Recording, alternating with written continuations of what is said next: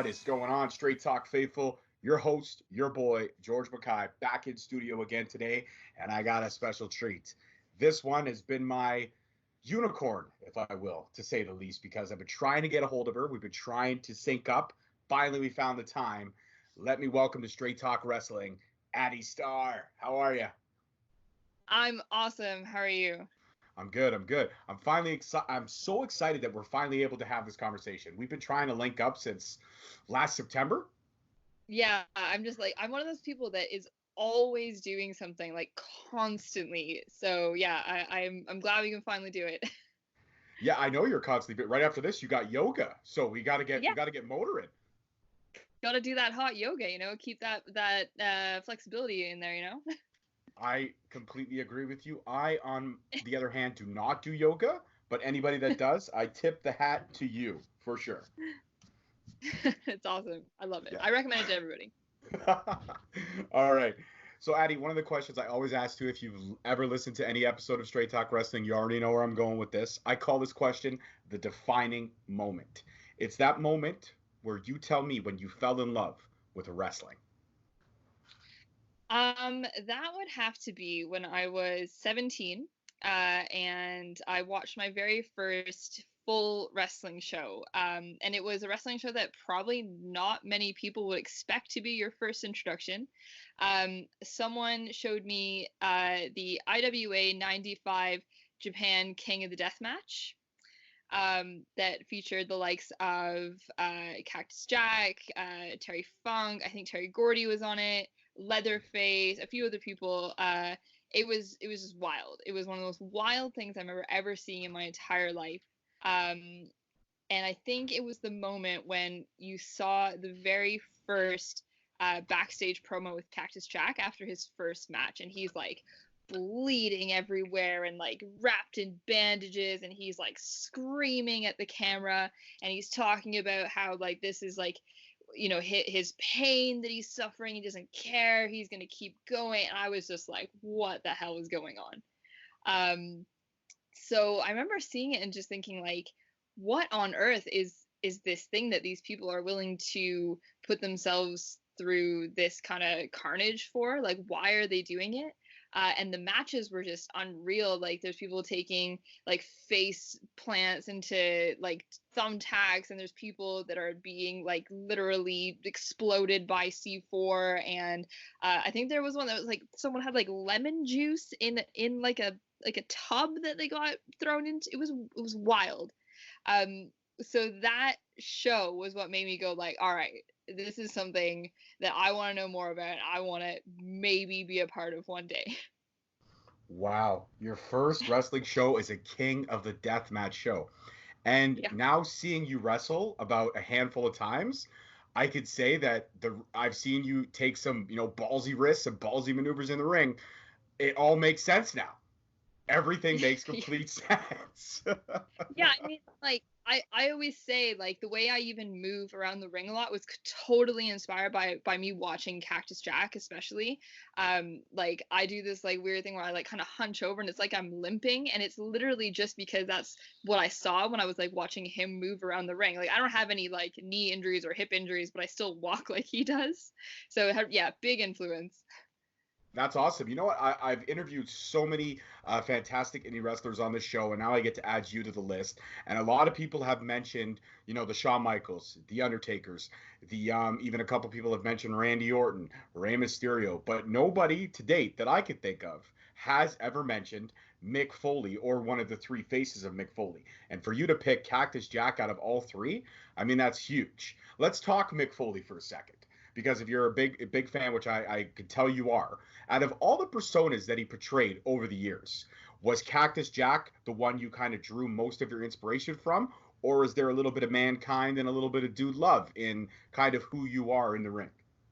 I think probably Cactus Jack is like the top one, because to me, like Mankind was always kind of like misunderstood, and he took a lot of punishment, but he wasn't as like sadistic as Cactus Jack was. Like Cactus Jack was like this kind of like crazy psycho man with no background, and like no one knew where he was from, and like where, like who was this person kind of thing. So for me it was the idea that like not only was he going through all the same kind of like big bumps and these like crazy matches that the other Foley personas did, but it was also that he in turn was able to turn it around and kind of like dish it out the same. And I think his sort of like his little mannerisms in the ring as Cactus Jack came through like so much stronger than some of the other personas. So like he would do this thing where he would like squeal in the corner, like when he was like giving people punches and kicks in the corner. I thought that was so wild and just so interesting. And his promos as well, like as Cactus Jack, like especially like in ECW.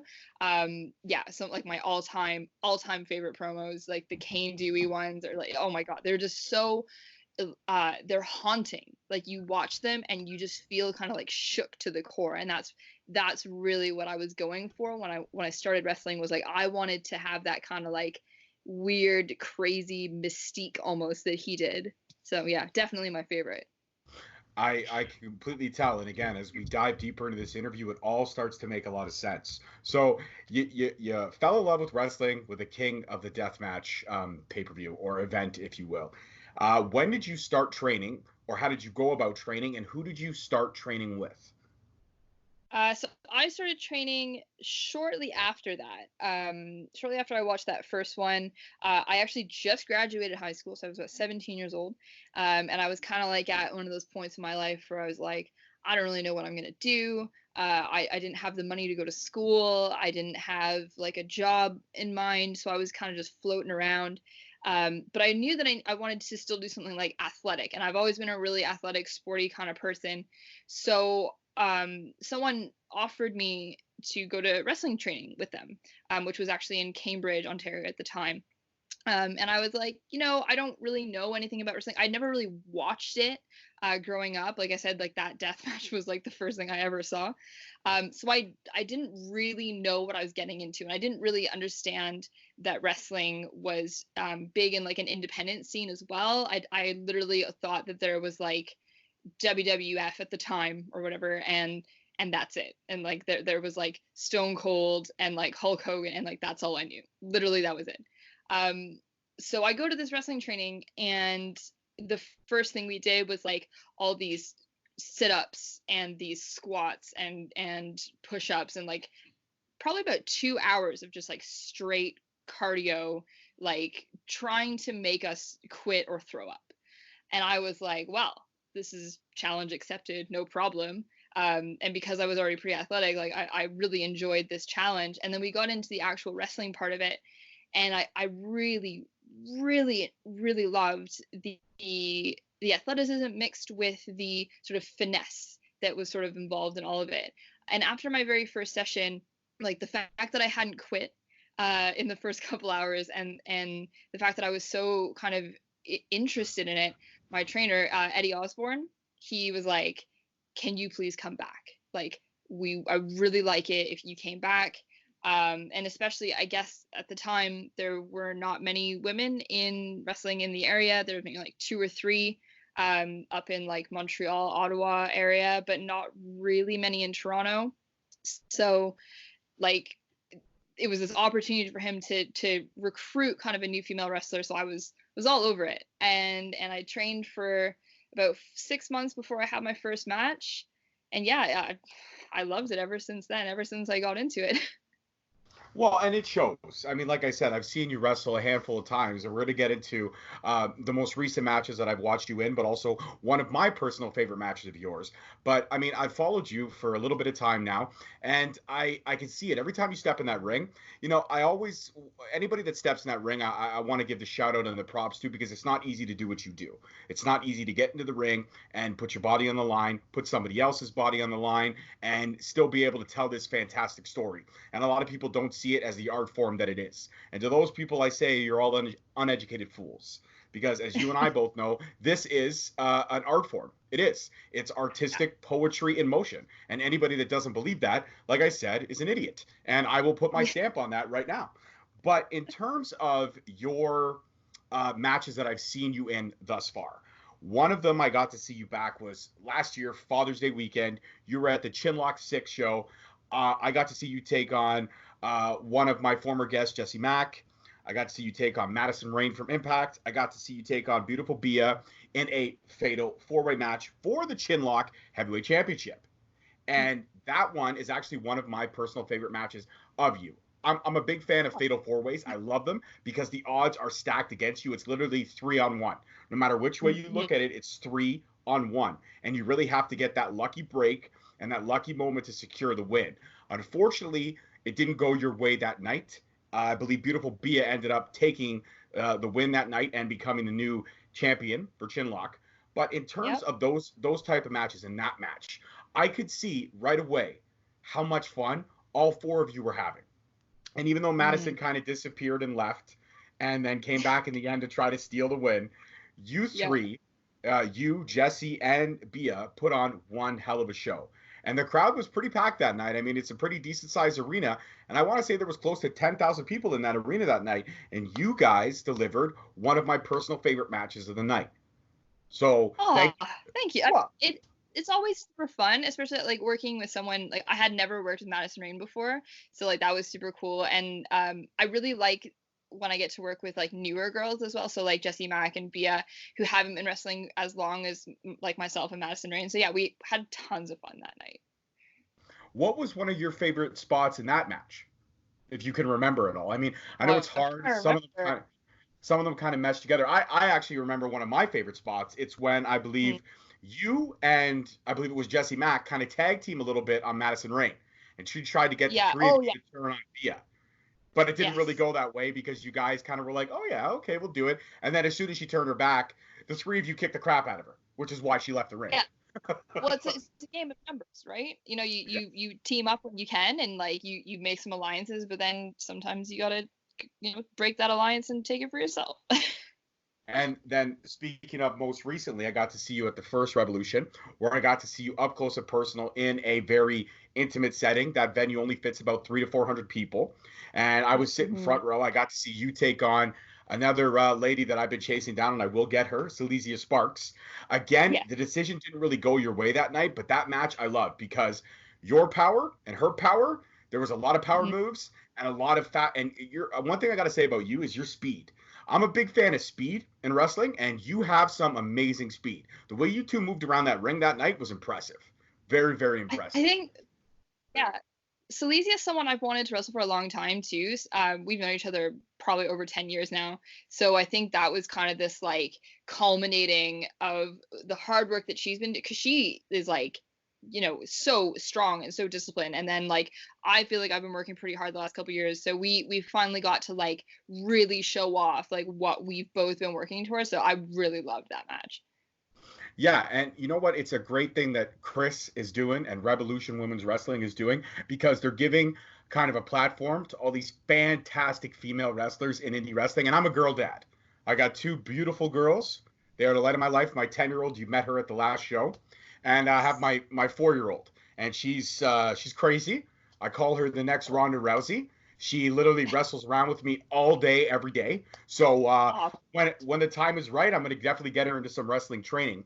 But what was special for me, the second Revolution, was seeing the look on my daughter's face and seeing this whole roster filled with all these larger-than-life characters, these fantastic powerhouse females.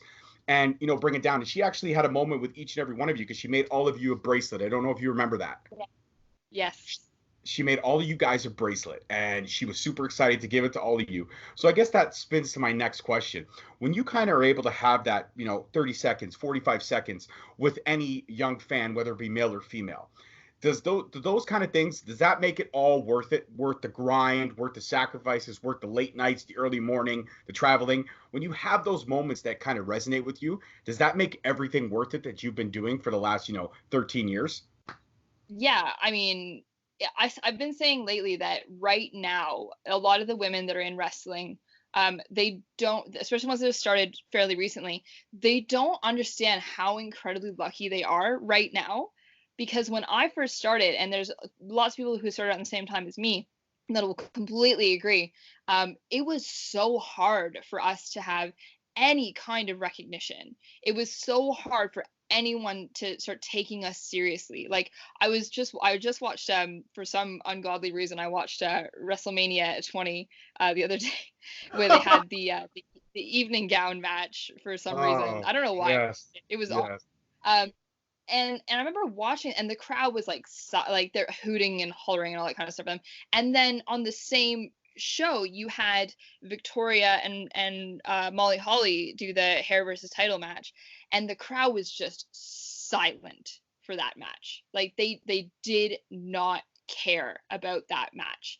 And I remember just watching it, just being like so like sad, but at the same time so happy that like now we have so many amazing fans that aren't just there to like come in and like stare at us and be gross, but they're there to actually like watch and appreciate what we're doing as wrestlers.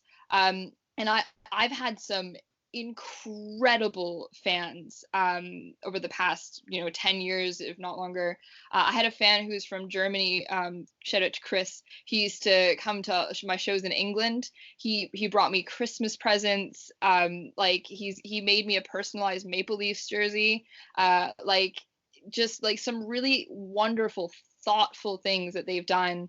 And yeah, I mean, it really does make it all worth it. You feel like you've kind of like had an impact, and seeing like I said, like your daughter there and how excited she was to watch people that that's someone that's like me and I look like that person, and I could be that person. That's so unbelievably important, because when I was 17 watching wrestling, there was nobody that I was like watching on TV thinking like, oh, I want to be like that person. Oh, I want to do that. There was no one that I could have looked at and wanted to emulate. So I think yes, we love our fans and we're so happy to have them, but at the same time, like, we're so lucky, we're so unbelievably lucky that we have the fans that we do today. It's incredible. It is. And like you said, you fast forward to, I mean, we're talking WrestleMania 20, that was just short of 16 years ago. And you fast Yeah. forward to that, you fast forward 16 years, and man, how far the world has come. There's still more work to do, but Hmm. women in sports are getting the recognition that they do. You know, I record this out of my basement in my home, and I have all around my basement is all the fantastic people that I've met and all the people that I've been able to get autographs from and memorabilia. And one of my Hmm. favorite ones is one I just hung recently. It's with all the ladies that were on the card at the last Revolution. Each of you signed it, and I got it framed in my basement.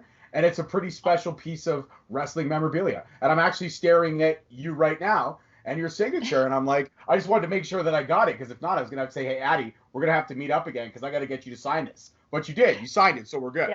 We're good. Good. But in terms of, I guess let's talk women in wrestling for a second. You know, we've Mm. seen barriers getting broken down every day.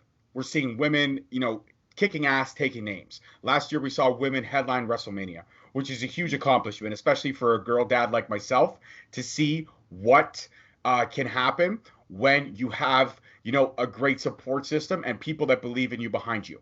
We had an all women's pay per view. We have now Revolution. We have Shimmer. We have Wow. We have a lot of these fantastic promotions. But here's my question, and this is a question that actually was posed to me from one of my good friends, Casey Spinelli, who was also at Revolution just this past January. And it was, we've seen that women's, Evolution pay per view. When are we going to see the next one? When is the next step? So in turn, I say this question to you, because now we see a first ever female heavyweight champion on a televised program, Tessa Blanchard on Impact Wrestling. In terms of barriers being broken down, do you see something like that in the WWE in the near future, where it's actually a woman going after the heavyweight championship? I'm not going to say the men's title, because it's not the men's title; it's the heavyweight championship. Would you say that WWE or even the rest of the promotions out there are almost there? What's going on, Straight Talk Faithful? Your host, your boy, George Mackay here to introduce Acre, a new subscription platform for gold. This platform is absolutely amazing. You can subscribe for just as little as $50 or $30 a month. It's affordable, it's convenient, it's physical gold bars mailed to your doorstep, branded in the highest quality, designed in California, minted in Switzerland. It's safe and simple, and it comes in absolutely gorgeous packaging, and they have excellent customer service. Like I said, subscribe for $50 or $30 a month. Watch your gold grow. It's shipped to your door, and you're in control. It's easy to cancel or modify your plan that suits your needs at any time. So go do your boy a favor. Go to getacregold.com/straight talk now. Check out all the benefits of this amazing platform. I hate to say it, but I think as long as Vince is around, it's going to be a no. And I only say that because Vince, like, having listened to so many like wrestling podcasts and people's encounters with Vince, and from, you know, people that I know who have worked in WWE and their encounters with Vince, I just don't think he has that mindset. And I think, unfortunately, it's going to also kind of trickle down to, you know, Triple H. And I think they're kind of still seeing it as like separate but equal, which, like, I get, because to me, yeah, maybe it's kind of like the Olympics where you've got, you know, men's hockey and women's hockey, and you got men's basketball and women's basketball and whatever. And that might actually be okay. Like, because like there's a part of me that thinks that I don't want to have to compete against men to be considered the best or to be considered good enough. Like, I feel like actually in my own right, competing with women and showcasing women and saying, like, here are these women that are doing these amazing things, is in some ways almost better, because then I'm not relying on a man to do part of the work for me. And really, it's about taking that all women's perspective and the, like, women athletes and showing what they can do. So, like, for example, and when I was living in England, I wrestled for Pro Wrestling Eve a lot, which is an all women's company, and they put on this show, I think 2-3 years ago, it might have been, I can't remember now, I'm getting old, called Wrestle Queendom. And it was this giant show. It was at York Hall in London. There was probably 1,000, maybe 2,000 people there, maybe even more. I might be remembering it wrong. But we had people on the card, like Aja Kong was on the card. Meiko Satomura was on the card. Emi Sakura was in my match. Like, just an unreal amount of talent. And there were people there from Progress Wrestling who said that show was probably one of the best shows of the year, and not just like a best women's show. And to me, that's kind of like even better, because a lot of people think that you have to work with the men to get to the top. But actually, I think that we can do it just fine on our own. We just need to kind of like treat it as we do with the men's events. I think you're 100% right. Like, when I told my daughter that we were going to Revolution, all I said was we're going to go to Revolution Wrestling. She had no idea it was an all-female card because I didn't mention it to her. We got there and she said, "Daddy, everybody's a girl." I said, "Damn right." I said, "You're about to see girl power in the full force, but you're going to see it in a way that's going to showcase these women in a special way." And she was just, at that point, she was over the moon. I told her that there was a certain amount of wrestlers on the card. I said, "You know, you got about 16, 17 on the card." She's like, "Okay, I'll make those bracelets." Perfect. And then when she got there, she saw it was all girls. She was like, "Oh my God, yes." I was like, "Yes." I was like, that's the reaction I was hoping for and I was looking for. But, you know, speaking of that event and how fantastic it was, and I can't wait for the next one because Chris does a fantastic job with the promo, and all you ladies kill it when you're there. It's just absolutely so much fun. And again, I'm honored to, you know, be affiliated with Revolution. I'm honored that all of you ladies have given me your time to be on my little podcast. I do appreciate that. But that day in particular was kind of shrouded in a little bit of, I guess you want to say, wrestling hypocrisy, because some things came to light about a certain female star, Tessa Blanchard, and about kind of the backroom, locker room, if you will, kind of morale, and how, you know, certain female wrestlers are not treating everybody equal. I'm not going to mention anybody's name on the card in particular that voiced their opinions, but the people already know who I'm talking about, but we're going to leave it at that. In terms of your experience thus far in the Ontario indie scene and in London and all the places that you've been, Germany you mentioned, all the places that you've been where you've been able to showcase your talents and your abilities, is that something that's still happening all around the world, not just here in North America, where there is that bit of cattiness, that bit of, you know, mean girl syndrome, if you will? I think not.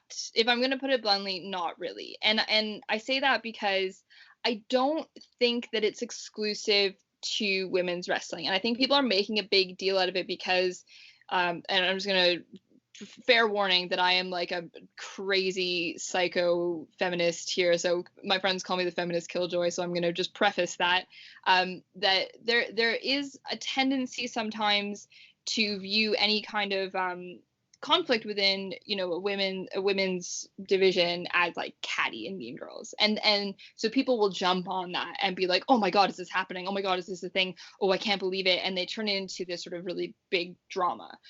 But I mean, this has been happening in like men's side of wrestling probably way more often and like way more consistently, and I've seen it happen like in front of me, whereas I've never experienced it with women ever. I've never ever been on a show, especially an all women show, where anyone has been anything except supportive and wonderful and kind and respectful.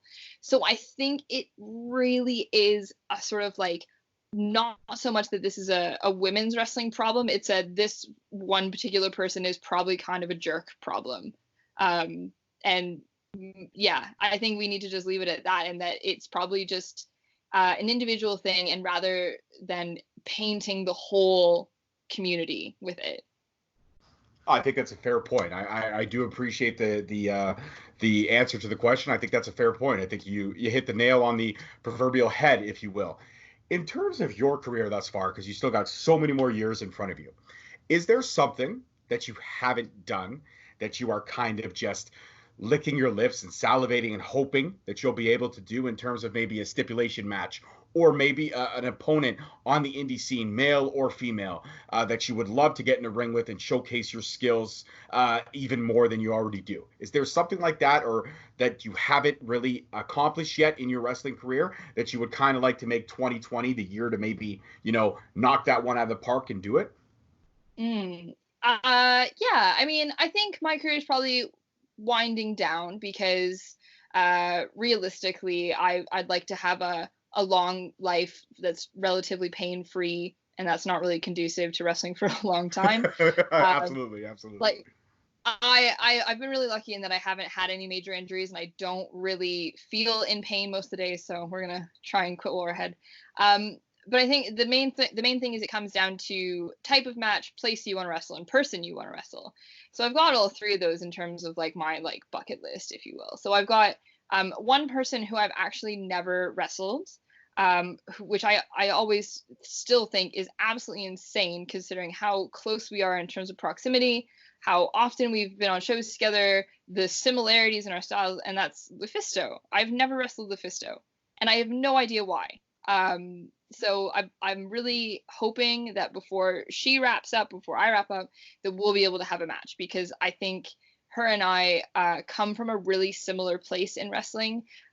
She's obviously been wrestling longer than I have, but I followed pretty closely behind, and she was kind of an inspiration in terms of like, here's a woman that's going to go out and literally just kick the crap out of everyone that she goes in the ring with. And I thought that was super cool. So she's probably the person that's number one on my bucket list. In terms of stipulation, I haven't done a no ring death match yet, but I've got about 5 on my upcoming calendar. Suddenly, out of nowhere, I'm just like getting booked for no ring death matches all over the place. So that'll be something that'll get ticked off pretty soon. It's actually, I think that when's the one that's happening? I think it's in Winnipeg at the end of March. That's going to be happening, and it's going to be pretty fun. And then finally, I think Japan is the ultimate. Even if it's like literally one match in some random place in Japan, like that'll be good for me. I just want to say that I was able to make it there, and I was able to wrestle in Japan because like literally someone from like small town Ontario who never had dreams of ever becoming a wrestler or doing anything cool like that, like that's a pretty cool thing to say that you've done. So yeah. I love all three answers, and you know what? I think that match would be a definite barn burner. And it's actually good that you mentioned that first no ring death match is happening at the end of March, because this interview will probably drop in and around that time frame. So that's absolutely perfect. So I'm glad that we've checked off one. any promoters out there that are listening to this, let's make that dream match happen. Let's get that book before Addy Starr, walks her final curtain call. We want to make this happen. So, or even LuFisto, if you listen to the show, holler at your boy. I'd be glad to help set that up. I know Addy Starr. We're now friends. We're people now. Yeah. We're people. Let's do it. It's done. All right. In terms of your career thus far, looking back at all the matches that you've had and all the barriers, you've broken down for yourself. Let's kind of backtrack to when you started the wrestling training. When you went, I guess to your parents or your support system, whoever you had around at that time, maybe your sisters or brothers you confided in, when you told them that you wanted to go full force with this wrestling thing. This is one of my favorite questions because the reactions I always find hilarious. What was the reaction when you told your family and your close friends, guys, you know what? I'm gonna wrestle. That's my goal right now in life. I'm gonna be a pro wrestler. Okay, it's weird because I moved out when I was very young. I moved out of my house when I was 16 years old. So I was kind of away, I was emancipated. I was not dealing with my parents. My parent, great relationship now, wonderful. But yeah, I was not super concerned about what my parents would have thought, honestly. Because the other thing too is that my parents were punk rock musicians. My parents were way more hardcore than I ever have been in my whole life. So for me to tell them that I was wrestling, they wouldn't have even cared. But I don't think they even found out until God, it probably would have been until well after I had my first few matches. I think my mom came to one of my matches a year or two in and watched me, and she was just yeah, this seems like something that you should be doing because you're a badass and you should kick people in the head. And I'm yeah, cool. And then she was totally fine with it. So yeah, it was kind of just a normal progression, I guess. I never really had a lot of people freaking out about it. No one was ever stepping in to tell me to not do it. I remember my mom, she had watched The Wrestler, the movie The Wrestler with Mickey Rourke, though, when it came out, was 2008 or something. And I remember she just called me on the phone, crying, just bawling her eyes out, being please stop wrestling. You're going to end up like Mickey Rourke. And she was just sobbing. And I had to be no, Mom, I'm not going to wrestle Necro Butcher and have a heart attack. I promise. And I still haven't wrestled Necro Butcher, so I kept that promise to her. You did. Yeah. Yes. Yeah. Yes. I think I get more backlash now, or not backlash, but more surprise now in my 30s, and because I was a school teacher during the week, and then I was going off and doing death matches on the weekend. So I think people are more surprised now later on when they find out than they would have been when I was still wild and crazy and 19 years old. Nice. I you know what? If my teacher wrestled around in death matches during the weekends, I might pay them a lot more respect than I did when I was younger. That's for sure. That is 100% for sure. So, in terms of your career thus far, all the matches that you've had, to circle back to this question now, is there any match that kind of sticks out to you as your personal one that you look at and you say, you know what, to date, right now in my career, if it were to end all tomorrow, that match, this one match would be my best body of work? Is there any one that kind of sticks out to you? Oh, yeah. So I was lucky enough that last year during Mania Week, I was given a main event spot on one of the shows around New York. So ISW, who I will always credit as the promotion that gave me a platform and made me who I am now and gave me the push in my career that I needed. They had me in the main event. It was a fatal four-way with myself, Matt Tremont, Jeff Cannonball, and Nick Gage, MDK Nick Gage, Lego match. And that match stands out to me for a ton of different reasons. One, because it was obviously the Lego thing is my signature thing now, and it's something that I've been able to really use to further my career, and it's kind of become my thing now, which is kind of cool. it was main event of like an all male show as well, and I managed to land that spot. And I mean, I had been trying to wrestle Nick Gage for like a decade, literally a decade. I was supposed to wrestle him in, I think it was like 2009, before there was like the unfortunate thing that occurred with him.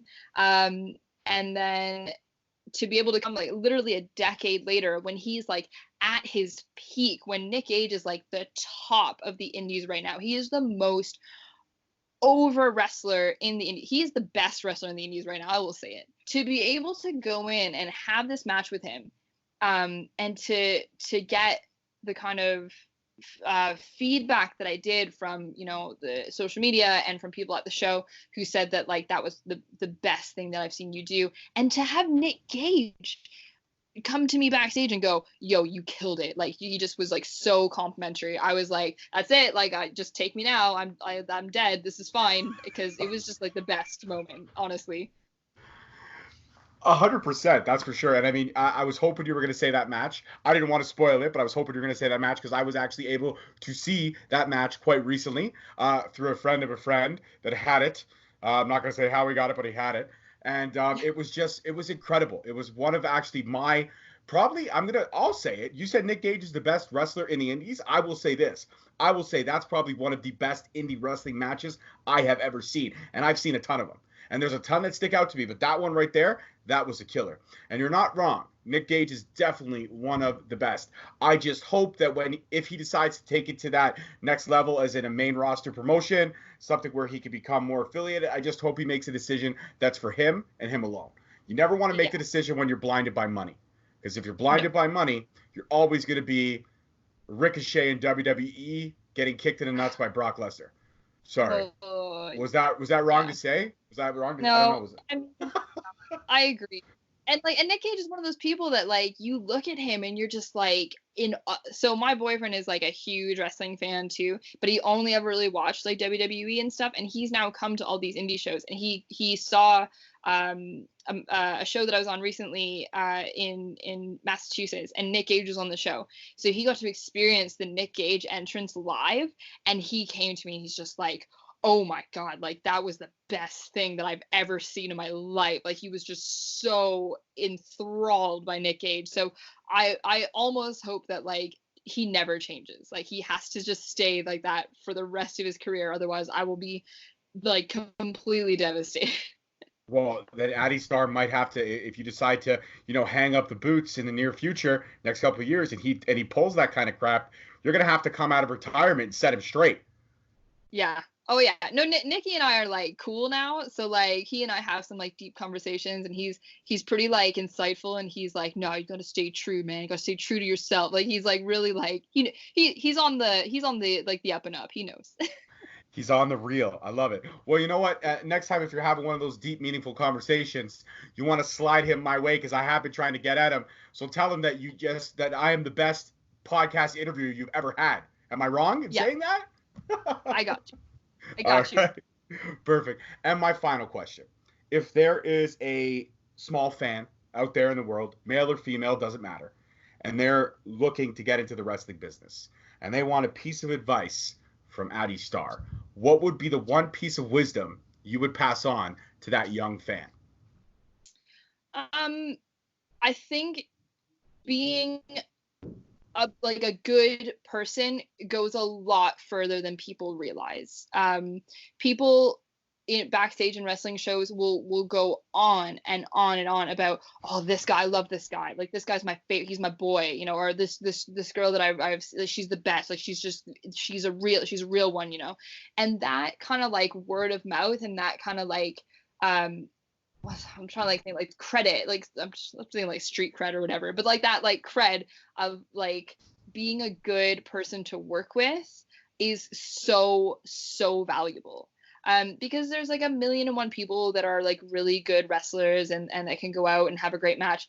But if you're like not a great person to work with and you're not fun to be around backstage, like people are gonna say it, and people are gonna be like, I'm not gonna really, we don't want to have that like atmosphere backstage. So really just like focusing on trying to be the best person that you can be and thinking about like how would you want people to talk about you when you're not there, that's pretty much just as important as, you know, getting good in the ring and getting like your character and all that down.